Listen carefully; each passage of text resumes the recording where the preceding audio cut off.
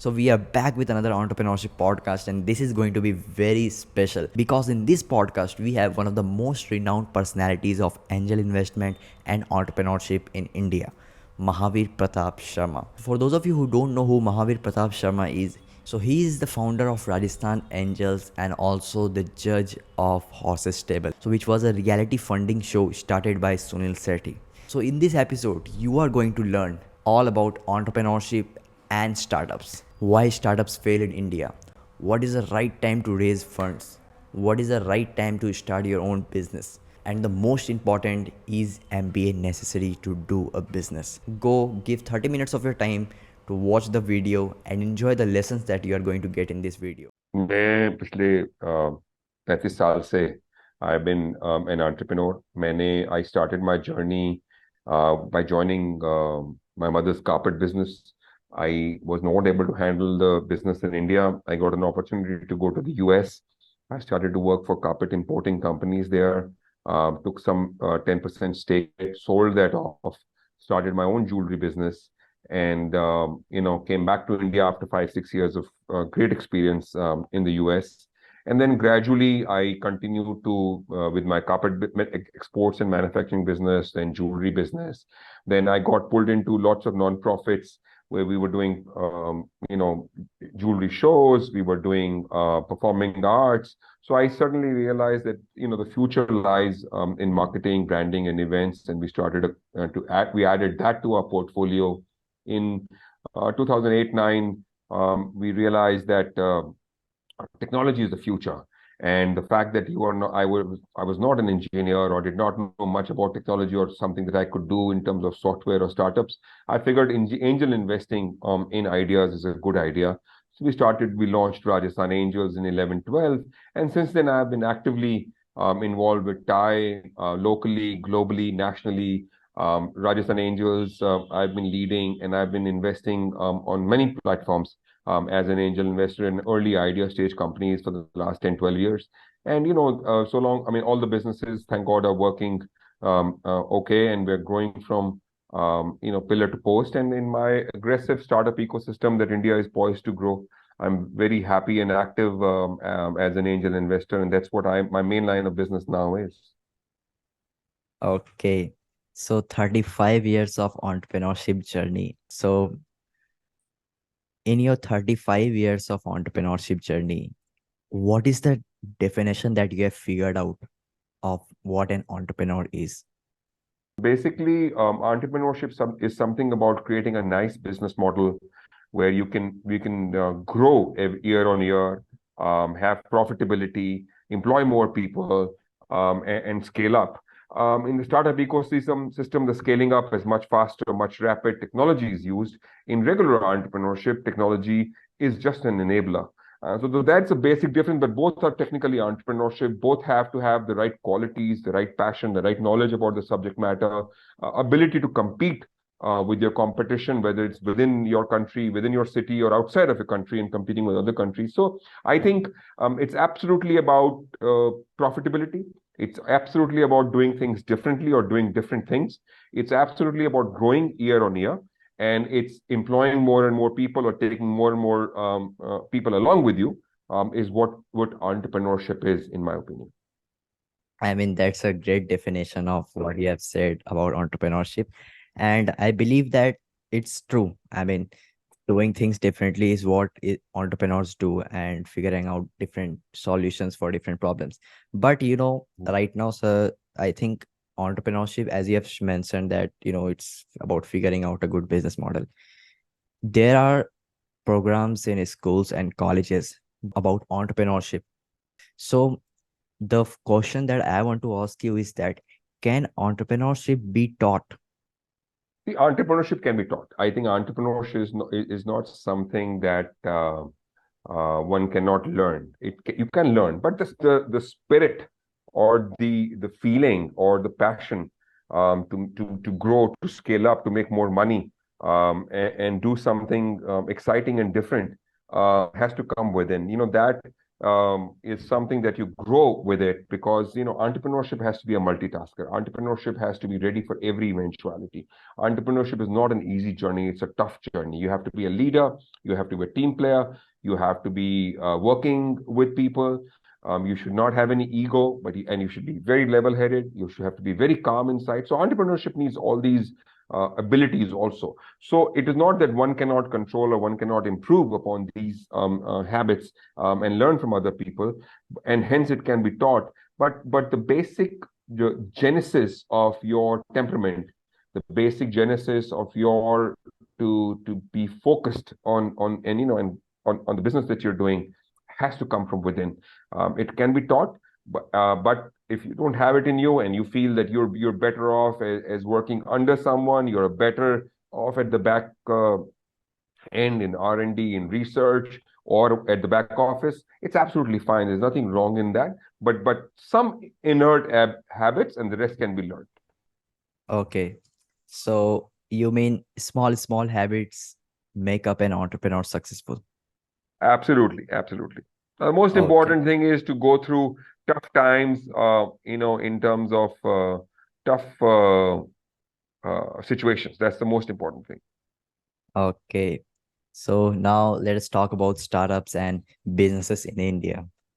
Right now we see a lot of businesses starting and growing, in different fields. Entrepreneurs are like rocking all the fields. But is there a field that has a lot of problem solving capability, but entrepreneurs are not focused on that, so it's not growing? There's not a field that entrepreneurs are not focused. Entrepreneurship is everywhere. But the only thing is that new technologies and new innovative ideas keep coming.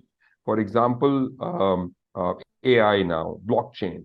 Now, AI and blockchain are just tools. They're not businesses or they're not startup ideas.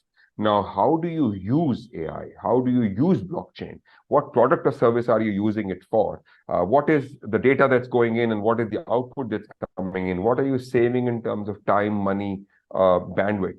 So that application, unlimited, resources, from climate prediction to agriculture to soil to health prediction to diseases that have not happened, to data and service and research that happens across the population.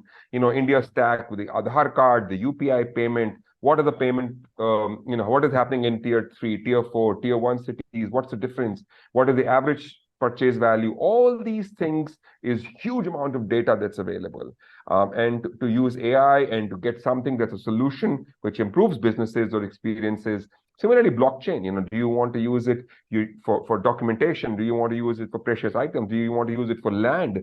Unlimited. And medical and healthcare. I think there's so many diseases that we are not able to cure, but do we have means and ways to stop people from getting those diseases? Are there cures that are available that are not post getting the disease? So all these are very, very large domains, and lots of small things in each sector can be. So I think those are the important sectors that I would feel that you should do. Okay. That means entrepreneurship is everywhere. Okay. So as you mentioned, AI, and a lot of people fear AI, especially the non-technical people who are into businesses and entrepreneurship. The AI is going to take away my job. AI is, going to give people unemployment. Why this myth is spreading at a higher rate? See, anything that is monotonous or repetitive, they need to fear AI. If you are creative and you are, because content designing, using AI to enable yourselves are two different things. It's very important that AI will kill something if you're used to doing cut, copy, paste. So the human experience and how the human experience will translate into what your target customer base needs is only something that you can understand, because India is different than US. AI is being fed from all countries and all cultures. They don't know how someone who's in the tier 4 city will react or what his aspirations or problems are. So that is where AI can't do much. But if you are just copying, pasting, doing something that others are doing, you will obviously be redundant. It doesn't work. So you have to be very, very focused that the human Yeah. experience that one has in using that in the creative fields or in the text or in video or pictures will always say. If you are a call center, you will be challenged because call center and audio video will eventually go. As you mentioned that startups and entrepreneurship is everywhere, but still there is a very high rate of failure. It's 95% of startups are failing. What is the reason behind this? Multiple reasons. I think startups are failing because people don't think through what they're doing. They don't see what the competition is. They don't know their abilities and their shortcomings. They don't know about the timing is right or not. They try to do too many things. They don't try to focus on one singular thing. Their business plan at times is only based upon or dependent on social media, dependent on SEO and SMO. It is not that easy. If SEO SMO was the solution, anyone who with money could have grown. So it's very important that you see what your moat or USP is. You the right person to be doing it, or your team is the right person people to be doing it. Is the timing right? Are you saving money, or and you are being able to the people who are supplying you are making money? People who are buying from you are making money, and are you making money? Maybe not today, maybe tomorrow, but are you sooner or later going to make money? So all those things have to be thought through very carefully. And then fundraising is very important. You have to start at the right time, valuation at the right time, and always keep in mind if fundraising is your reason to do a startup, don't do it. If you want to make money, get value, create a brand, create a name going forward, try and become a unicorn, go IPO, then you do that startup. As you mentioned fundraising, and the second question that I have related to this, the right time to fundraise. There are a lot of people, who tell that when starting up a business, don't look for fundraising, get bootstrapped, get to a certain level and then raise funds. And some advise that if you need strategies, if you need a good mind to come into your business, you need fundraising. So according to you, what is the right time for a business to raise funds? See, first and foremost, need money, don't raise money. Continue to grow organically, continue to stay bootstrapped, continue to take friends and family if required, and grow in revenue and profitability. Because the more you delay, the higher the valuation, the better the valuation, the lower the equity. So it's very important that you're for a very small percentage of equity or free of cost for certain organizations like TIE is available. Go to incubation centers, go to events, meet people, see, sir, if you can mentor me. This is the crossroad that I'm in. Can you help us grow? All these things are available for free or for a small amount of equity if required on a sustainable basis. Once in a while, everyone can give you advice for free. But if you need them for weekly, monthly, fortnightly, they need to get some equity because otherwise they don't have the right inputs or interest. So be careful. Don't raise if you don't want to. Don't need it. So now, sir, related to fundraising, what are your thoughts on reality shows about entrepreneurship and also your experience on horses stable? These shows have brought credibility in the eyes of the people, common people. They now do realize what a startup is. They do realize what scaling up is, what valuations are. Sometimes at some shows, valuation or negotiations are over exaggerated. It is not that simple. It is not that easy. I strongly feel the first investor should not take more than 8 to 10%. Anyone offering more than 12% is not angel investment. I mean, it's basically not going to be able to sustain. Co-founders having less than 85, 90% of equity after the first investment is not advisable. It is not startup or it is not angel investment. So any show or anyone who offers you an X amount of money and wants to take 20, 25% at the early stage is not a good idea.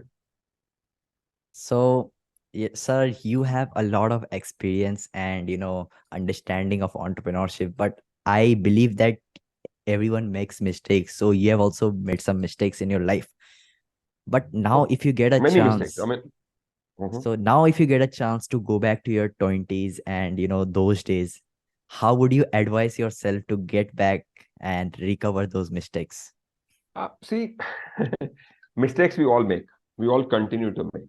I have made many in the past, and I'm sure I will make more in the future. I don't regret. So there's nothing in the past that I would want to change. I would honestly be very, very because in under those circumstances, under my limited knowledge and experience, and whatever was available to me by way of bandwidth, by way of money, those were the best decisions that I could have taken. So, example, if I regret not investing in Reliance in 1980, obviously I did not have the money, or not investing in something that's a unicorn today because I did not have the money or the knowledge to see if I'm investing. So that's luck. If I'm able today, I understand more. I could do better, but I was not this back then. So no regrets. I like I want to ask you about this question I have seen recently. Every video that I have seen last night was about your conversation, but one video I saw was you playing basketball. So is basketball your favorite sport, or like it was just for the video? No, no, no, no. It's my favorite sport. It's a sport that has taken me through rough times.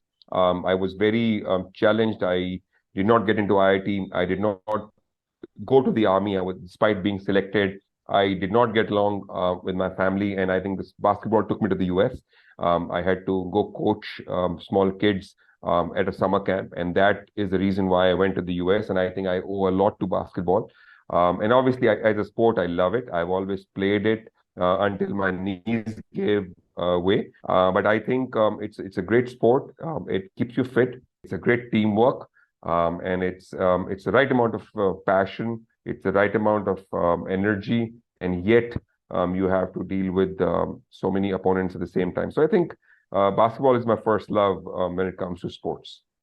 Talking about basketball, it's a physical activity. So how important is, a fit health for an entrepreneur or a businessman? Because That's priority number one. I think if you're not physically and mentally healthy, there is no way that you will succeed in any kind of startup. Even if you are a great scientist and you have come up with something that no one else has, and that is IP, patented invention, discovery. See, health and mental wellness is very important. For you to be able to prove it to the world, to justify, to enjoy the fruits, to give back from what you have learned is very critical. And if you're not able to enjoy what you have created, if you're not able to enjoy and uh, you know uh, reap the benefits, it's futile. While your journey is tough, if you're not mentally and physically strong, you will not be able to survive. You will give in, you will crumble down. How will you take your team along with you? You have to be a leader. You have to absolutely be at good health, mentally and physically, both. you know today those listeners who are listening to this episode are mostly youngsters. So if they want to get started with their journey in entrepreneurship and just want to step into this domain, what advice would you tell them, and what is the right way that they enter into this field? Yeah, I think first and foremost, take a piece of paper, put down your strengths, whether it's education, whether it's experience, whether it's knowledge, whether it's psychological abilities that you have. Then put down your weaknesses, your shortcomings. You can't speak, you can't sell, you can't ask for money. Then see what is it that you need to change in the world, and you are able to because of your knowledge and experience. Then are you good enough to do that alone? No, you need to have two, three more people with you. Find people with different skill sets. Find people who can complement you. Create a team around yourself so that everyone gets their due share of equity. If everyone is putting in time, if everyone is equally capable, if everyone is putting in money, equal shares. If it is different, someone is putting in more time, more money, he or she should get more equity. So be fair, create a team, and then all of you collectively with your knowledge this problem continue to grow, and then that's how you will grow. And that's what I recommend you do. But first and foremost, do your self analysis without lying. Don't cheat yourselves. The last question that I want to ask you, and the most important question for today, is a MBA degree required to do a business? Yeah. So I think degrees are important. MBA degree is important. Engineering, BCom, MCom, every education is important for three, four reasons. One, if you fail as a startup, these degrees are your backup plan. They will get you a good job. They will get you a good, salary, and it's very important. Two, these degrees also give you a very great access to network, your batchmates, your alumni, your seniors, your faculty, guests, lecturers, events and speakers who this gives you a huge amount of network and something. Thirdly, when you write a letter, I am an alumnus of the following college, or I am an MBA from XYZ. It is just a good introduction to have, and someone would say or feel that you are actually capable enough to have achieved or reach that institution or get admitted. So it does help. It is not mandatory, but if you have it, no harm. So thank you so much, Mahavir sir, for this amazing time that you gave us from the busy schedule you have. I mean, giving us time and sharing the knowledge and experience that you have is really going to be very helpful for, all the upcoming enthusiasts, those who are watching this video. They come to know about you, and all these stories are going to be really helpful. So thank you so much for this amazing time, sir. No, no, And I wish you, your podcast, entire audience, the very best. And I think if you are a startup or an entrepreneur, this journey is tough, but it is absolutely a lot of learning, very gratifying at the end of the 2, 3 years of struggle that you have to go through. And trust me, it pays far, far more than you working for anyone at any point of time.